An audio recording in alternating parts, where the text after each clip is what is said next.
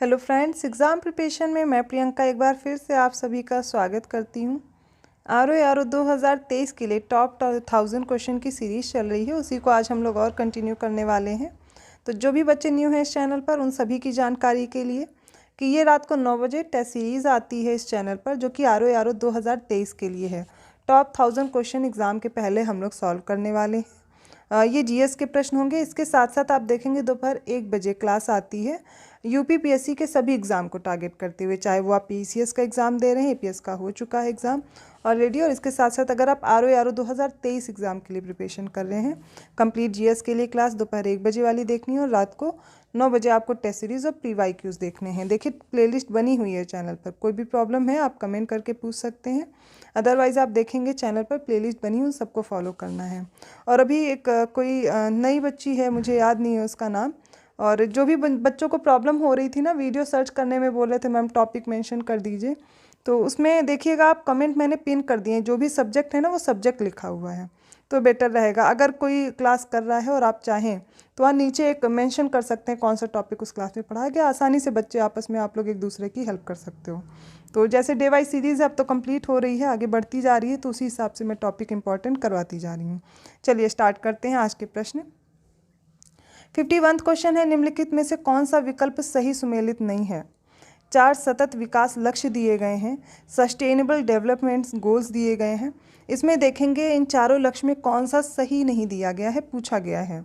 तो देखिए 17 हैं, सस्टेनेबल डेवलपमेंट गोल्स 17 हैं। इन 17 को पूरे सबके जो सब्जेक्ट्स हैं वो याद रखिए, इनके टॉपिक याद रखिए। तो पहला है लक्ष्य 13, जिसमें जलवायु कार्यवाही दी गई है। ऑप्शन बी है लक्ष्य 5, भूखमरी से मुक्ति दी गई है। और लक्ष्य 12 में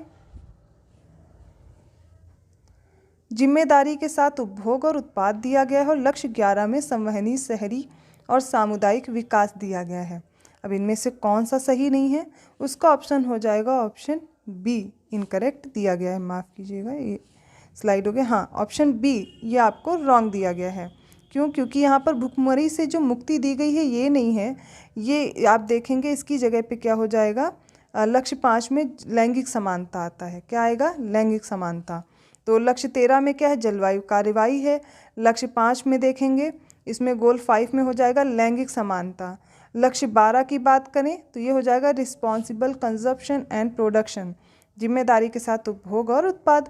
लक्ष्य 11 देखेंगे संवहनी, शहरी और सामुदायिक विकास है। फिर जब बात करते हैं भुखमरी से मुक्ति, ये हो जाएगा गोल सेकंड। कौन सा हो जाएगा? गोल सेकंड। 52वां क्वेश्चन है, लिस्ट 1 को लिस्ट 2 से मैच करना है। एक तरफ कुछ अधिनियम है और उनसे रिलेटेड ईयर दिए, ऊर्जा संरक्षण अधिनियम, धन शोधन निवारण अधिनियम, अंतर्देशीय पोत विधेयक, दिवाला और दिवालियापन संहिता। 2002, 2001, 2016 और 2021 समय दिया गया है, मैच करना है। देखिए ऊर्जा संरक्षण अधिनियम की डेट है 2001, क्या हो जाएगी? 2001। धन शोधन निवारण अधिनियम, इसको याद रखना है, 2002। अंतर्देशीय पोत विधेयक 2021, दिवाला और दिवालियापन संहिता 2016। राइट आंसर हो जाएगा ऑप्शन डी, 2143। अगला प्रश्न है, आर्थिक सर्वेक्षण 2021-22 के अनुसार एक मध्यम उद्यम में प्लांट और मशीनरी या उपकरण में निवेश कितने करोड़ से अधिक नहीं होना चाहिए।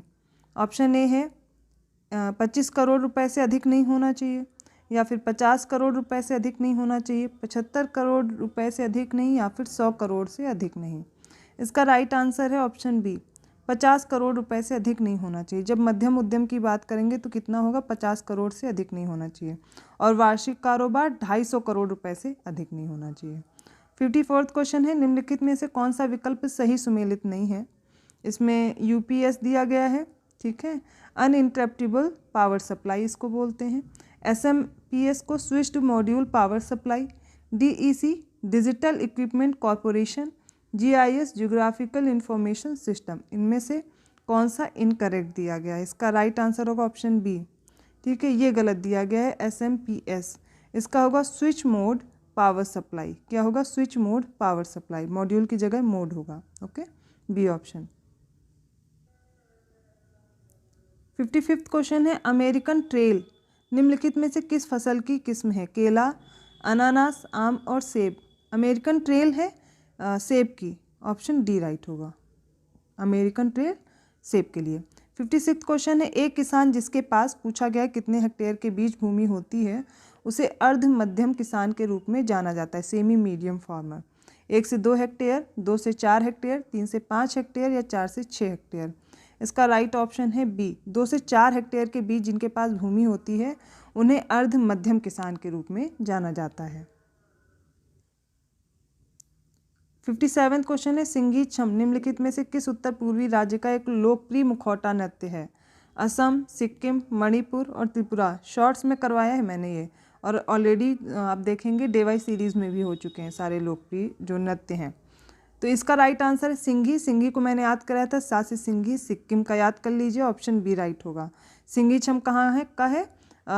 ये सिक्किम का है। मुखौटा नृत्य होता है, मुखौटा लगा करके, ठीक है, इसको नृत्य को किया जाता है और इस नृत्य को कंचनजंगा नृत्य के नाम से भी जाना जाता है, ऑप्शन बी राइट होगा।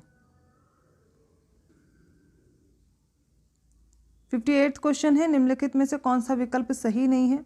कुछ लोक नाट्य कलाएँ दी गई हैं, उनसे संबंधित राज्य दसकठिया उड़ीसा से, भवई गुजरात, अंकिया नाट असम और भांड पाथेर जम्मू कश्मीर। बताना कौन सा इनकरेक्ट है? दसकठिया उड़ीसा राइट है, भवई दिया गया गुजरात, यही गलत है, यहाँ पर हो जाएगा राजस्थान, राजस्थान का भवई, अंकिया नाट असम और भांड पाथेर जम्मू कश्मीर। 59 क्वेश्चन है, द्रविड़ भाषा समूह में सबसे कम बोले जाने वाली जो नवीनतम भाषा है वो कौन सी है? मलयालम, तेलुगु, तमिल या फिर कन्नड़। इसका राइट आंसर है मलयालम भाषा, सबसे कम बोले जाने वाली द्रविड़ भाषा समूह की भाषा है, नवीनतम है। तेलुगु भाषा, तमिल भाषा और कन्नड़ भी इसमें आती हैं। अगला प्रश्न है, भारतेंदु युग का समय काल क्या है? 1868 टू 1893, 1893 टू 1918 और 1918 टू 1937 और from 1937 to till the date, अब तक की। तो भारतेंदु युग, यूपी बोर्ड वाले बच्चे बहुत अच्छे से इसको आंसर कर सकते हैं। देखिए इसका राइट आंसर होगा ऑप्शन ए, 1868 से 1893 भारतेंदु युग। अगला प्रश्न है, ग्लोबल विंड समिट का पहला संस्करण 2018 में किस देश के हैम्बर्ग शहर में आयोजित किया गया था? ऑस्ट्रिया, फ्रांस, स्वीडन या जर्मनी। इसका राइट आंसर है जर्मनी, जर्मनी में हुआ था ग्लोबल विंड समिट 2018 का हैम्बर्ग शहर में। अगला प्रश्न है, जैव ईंधन का उपयोग करते हुए भारत की पहली उड़ान अगस्त 2018 में देहरादून से किस राज्य या केंद्र शासित प्रदेश तक भरी गई थी? इसका राइट आंसर देखिए उत्तर प्रदेश, बिहार, दिल्ली, लद्दाख में से बताना है और ये राइट आंसर हो जाएगा इसका option C, Delhi. 63rd question है, सौर ऊर्जा के संबंध में कौन सा कथन सत्य है? स्टेटमेंट देखिए, सौर ऊर्जा हरे पौधों के क्लोरोफिल द्वारा विकिरण ऊर्जा के रूप में अवशोषित की जाती है। और सेकेंड स्टेटमेंट है, हरे पौधे सौर ऊर्जा को कार्बनिक ऊर्जा में परिवर्तित करते हैं और कार्बनिक अणुओं के रूप में संचित रखती हैं। तो इसको इंग्लिश में अगर आप पढ़ेंगे तो और अच्छे से समझ पाएंगे। Solar energy is absorbed in the form of radiation energy by the chlorophyll of the green plants. Second statement है, green plants convert solar energy into organic energy which is stored in the form of organic molecules. कौन सा statement इसमें correct दिया गया है? दोनों ही statement correct है, ऑप्शन सी राइट होगा। 64th क्वेश्चन है, जिन पौधों को वृद्धि के लिए 30 से 40 डिग्री सेल्सियस के निरंतर तापमान की आवश्यकता होती है उन्हें क्या कहा जाता है? माइक्रोथर्म्स, मेगाथर्म्स, मेसोथर्म्स या इनमें से कोई नहीं। इसका राइट आंसर हो जाएगा ऑप्शन बी, मेगाथर्म्स बोलते हैं इनको, ठीक है। 30 से 40 डिग्री लगभग तापमान की इनको आवश्यकता होती है। 65th क्वेश्चन है, 65th क्वेश्चन में निम्नलिखित में से कौन सा जीव नाइट्रोजन का स्थिरीकरण नहीं करते हैं, नाइट्रोजन फिक्सेशन नहीं करते हैं? Rhizobium, Azotobacter, blue green algae या क्लॉस्ट्रीडियम। इसमें से बताना कौन से नहीं करते हैं। इसका राइट आंसर इनमें से देखिए सारे ही सही है, सभी करते हैं, इनमें कोई ऑप्शन सही नहीं होगा। तो rhizobium, Azotobacter, blue green algae और ये क्लॉस्ट्रीडियम, ये सारे के सारे क्या करते हैं? नाइट्रोजन फिक्सेशन करते हैं, नाइट्रोजन का स्थिरीकरण करते हैं। 66th क्वेश्चन है, सल्फर डाइऑक्साइड का मुख्य स्रोत क्या है? औद्योगिक उत्सर्जन, भट्टियों में ईंधन का जलना, गंधयुक्त ईंधन का दहन या हाइड्रोकार्बन के ऑक्साइड्स? इसका राइट आंसर है गंधयुक्त ईंधन का दहन। ये क्या हो जाएगा? सल्फर डाइऑक्साइड का मुख्य स्रोत है। अगला प्रश्न है, दो बायोम के बीच का संक्रमणकालीन जो ट्रांजिशनल जोन होता है दो बायोम के बीच, जिसमें दोनों बायोम के पौधे या जानवर पाए जाते हैं, इनके रूप को किस नाम से जाना जाता है? अनुक्रमण, सक्सेशन बोलते हैं इसको, हॉटस्पॉट, इकोटोन या नेक्टोन? इसका राइट आंसर है इकोटोन। क्या होगा? Ecotone.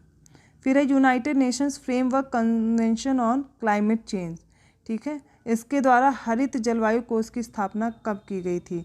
United Nations framework convention on climate change की बात की जा रही है।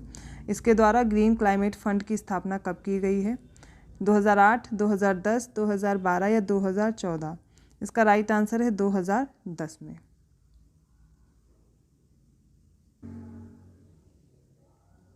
अगला प्रश्न है, गोल्डमैन पुरस्कार संबंधित है जल संरक्षण, वायु संरक्षण, प्रदूषण संरक्षण या फिर पर्यावरण संरक्षण?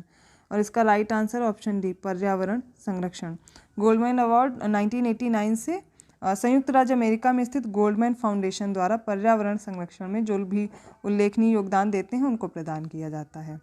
अगला प्रश्न है, भारत में कार्बन टैक्स कब लागू किया गया था? 2005, 2008, 2012 या 2010? इसका राइट आंसर है ऑप्शन डी, 2010 में कार्बन टैक्स लागू किया गया। अगला प्रश्न देखिए, उत्तर प्रदेश जनगणना 2011 के अनुसार निम्न में से किस जिले की 10 की वृद्धि दर सर्वाधिक है? श्रावस्ती, गौतम बुद्ध नगर, गाजियाबाद या इनमें से कोई नहीं? इसका राइट आंसर है गौतम बुद्ध नगर। सर्वाधिक 10 की वृद्धि वाले 3 जिलों की बात करें तो सबसे पहले गौतम बुद्ध नगर 49.1%, सबसे ज़्यादा किसकी है? गौतम बुद्ध नगर। उसके बाद सेकंड नंबर पे है गाजियाबाद 41.3%, थर्ड नंबर पे श्रावस्ती 30.5। तो रट लीजिए, सर्वाधिक 10 की वृद्धि वाले कौन कौन से जिले हो जाएंगे? गौतम बुद्ध नगर, गाजियाबाद, फिर श्रावस्ती। अगला प्रश्न देखिए, उत्तर प्रदेश राज्य के किस जिले का जनसंख्या घनत्व 242 निवासी प्रति वर्ग किलोमीटर है, जो कि उत्तर प्रदेश जनगणना 2011 के अनुसार किसी जिले में गिना जाने वाला न्यूनतम जनसंख्या घनत्व? सीधी सी बात है, आपसे क्या पूछा गया है? किस जिले का न्यूनतम जनसंख्या घनत्व है? सोनभद्र, महोबा, हमीरपुर या इनमें से कोई नहीं? बड़े बड़े स्टेटमेंट देख के डर जाते हैं और वो क्वेश्चन क्या होता है, सॉल्व ही नहीं कर पाते। यहाँ पे देखना आपसे पूछा क्या जा रहा है, सीधी बात देखनी है बस। तो इसका राइट आंसर हो जाएगा ऑप्शन डी, इनमें से कोई भी तो नहीं है। कौन सा है फिर? ललितपुर है। ललितपुर सबसे कम जनसंख्या घनत्व वाला जिला है। कितना है? 242 है इसका। ठीक है, ललितपुर। अगला प्रश्न है, निम्नलिखित में से उस धातु का चयन कीजिए जिसकी अभिक्रियाशीलता सबसे कम है? गोल्ड, सिल्वर, मरकरी या फिर कॉपर? इसका right answer option A, option A gold. Gold की अभिक्रियाशीलता आप देखेंगे इसमें सबसे कम है। फिर इससे ज़्यादा किसकी? सिल्वर। फिर उससे ज़्यादा मरकरी। सबसे ज़्यादा किसकी? कॉपर। तो कॉपर, कॉपर के बाद मरकरी, सिल्वर और गोल्ड। सबसे कम का अभिक्रियाशीलता किसकी? गोल्ड की। फिर है स्मिथसोनाइट निम्नलिखित में से किस धातु का अयस्क है? बेरियम, जिंक, फॉस्फोरस या फिर मैंगनीज? कौन सा होगा? ये जिंक का है, ऑप्शन बी, जिंक। आज का लास्ट क्वेश्चन है, 28 सितंबर 2011 को मुजफ्फरनगर जिले से किस जिले को प्रबुद्ध नगर के रूप में पृथक किया गया? मऊ, देवरिया, शामली या फिर संभल? इसका राइट आंसर है ऑप्शन सी, शामली को। 28 सितंबर 2011 को मुजफ्फरनगर जिले से इसको अलग किया गया था और इसका नाम रखा गया प्रबुद्ध नगर। ठीक है, और इस जिले का नाम फिर से बदला गया कब? 2012, माफ़ कीजिएगा, और 2012 जुलाई में इसका फिर से नाम बदला जाता है और शामली कर दिया जाता है। ऑप्शन क्या राइट होगा? Option C, Shamli. तो ये कुछ क्वेश्चन रहे आज के। आई होप आपको समझ में आए होंगे। कोई भी प्रॉब्लम है आप कमेंट करके पूछ सकते हैं। क्या स्कोर रहा आपका, ज़रूर बताइएगा। ऐसे ही और क्वेश्चन के लिए आप नेक्स्ट वीडियो का वेट करिए। वीडियो अच्छा लगा तो प्लीज़ लाइक कीजिए, चैनल को सब्सक्राइब कीजिए, और हाँ, अदर वीडियोस के नोटिफिकेशन के लिए बेल आइकन प्रेस करना है, जिससे आपको आसानी से नोटिफिकेशन मिलते रहेंगे। मिलती हूँ नेक्स्ट क्लास में, तब तक के लिए धन्यवाद।